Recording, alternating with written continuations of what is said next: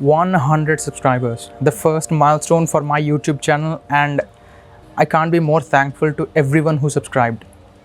Thank you guys. I made this channel because I truly love technology and I wanted to learn more and share what I learned with you. And for everyone, their interest begins somewhere. And for me, my interest in technology began with this. This old piece of tech from 2009 was my first laptop. So as a special for reaching 100 subscribers, I wanted to take a look back at this laptop. But I didn't just want to talk about it, I actually wanted to use it again. And I did.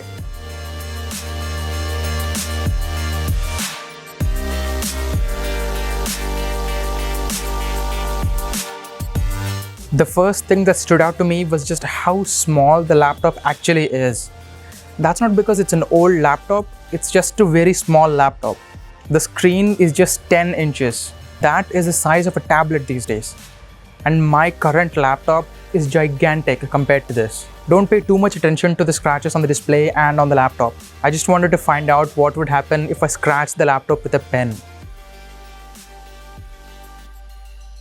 The first thing that I had to get used to was the tiny screen and the small text displayed on it. But my first real issue was the software. This thing originally came with Windows XP, but even back when I was a kid, I managed to install Windows 7 on this thing.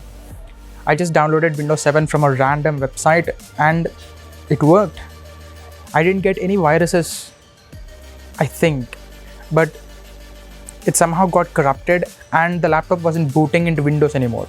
So I had to wipe the hard drive and install a clean version of Windows XP.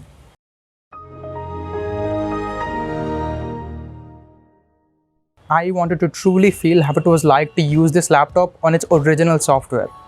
And also, it's been a really long time since I used Windows XP.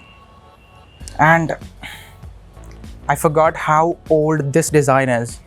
Windows is so much better now. I got so used to instantly searching for anything I want in the start menu. After I got used to it and I looked around a little bit, I wanted to try to connect this laptop to the internet.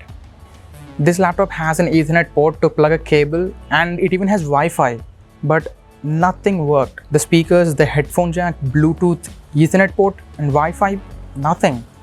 I quickly realized that there were no drivers to make them work. A driver is a software to make the OS talk to the hardware. So without the software, Windows can't make the Ethernet port or the Wi-Fi or Bluetooth work because it doesn't know they're there. So I got all the drivers and still Bluetooth and Wi-Fi didn't work. But the Ethernet port works. And the speakers and the headphone jack also work. So I immediately downloaded Chrome and tried opening some websites. And yeah, this isn't gonna work, is it? This is how every website is.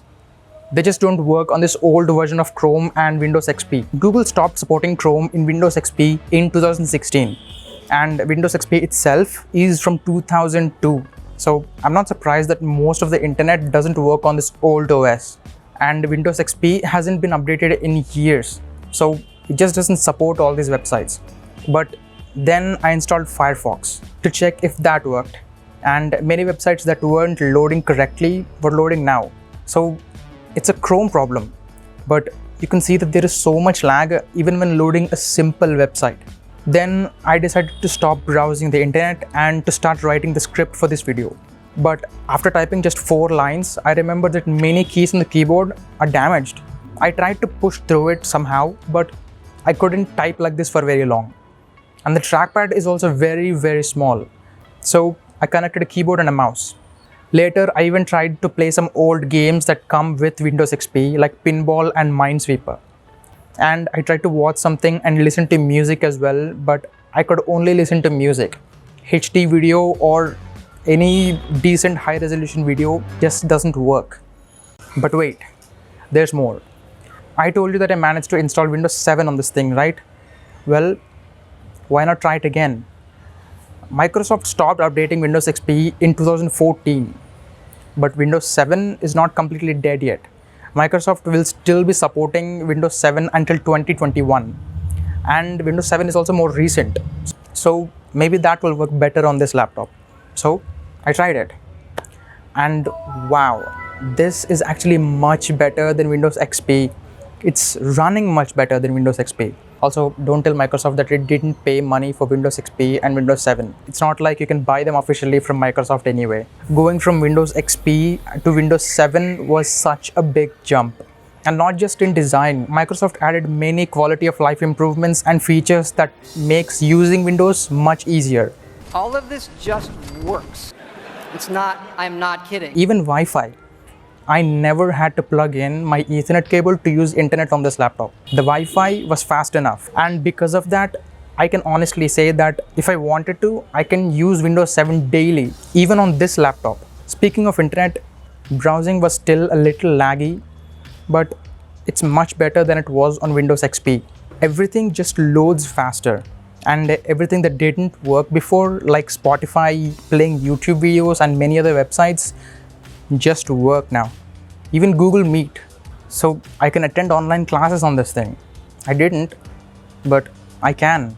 And I was also able to connect this laptop to my monitor to use it on a bigger display. And that totally works. It doesn't even get any slower than it already is. But I still haven't tried playing any games on this thing. I used to play Vice City and San Andreas all the time on this laptop. So I tried those games again. Vice City runs fine.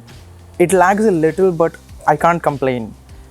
It runs just like it did when I played this 10 years ago. And I even installed Steam and tried some recent retro games like Shovel Knight and Downwell. Because of their minimal retro graphics, they run really good. And I also tried a really old game that I thought would run perfectly on this laptop, the original Fallout. This game came out in 1997. It was made to run on computers that are much less powerful than this, so no problems here. And one last thing, just because I can, I even tried installing Android. Now, there are many ROMs of Android that are available online to install on your laptops and computers as a secondary OS, like you would install Linux. But this laptop is so old that the few ROMs that were made for such low-end hardware, they're not supported by developers anymore. So it was hard trying to find a version of Android that worked on this laptop. The only one I could find that was easy to install is RemixOS. I actually tried this a few years ago on an old laptop of mine, but here I couldn't even get through the setup screen. Just loading into the OS takes 10 minutes. So it's pretty clear that Android on this laptop is not usable. But there is still one more test that I wanted to try. Can it run Crysis? I don't think that's a question I need to answer.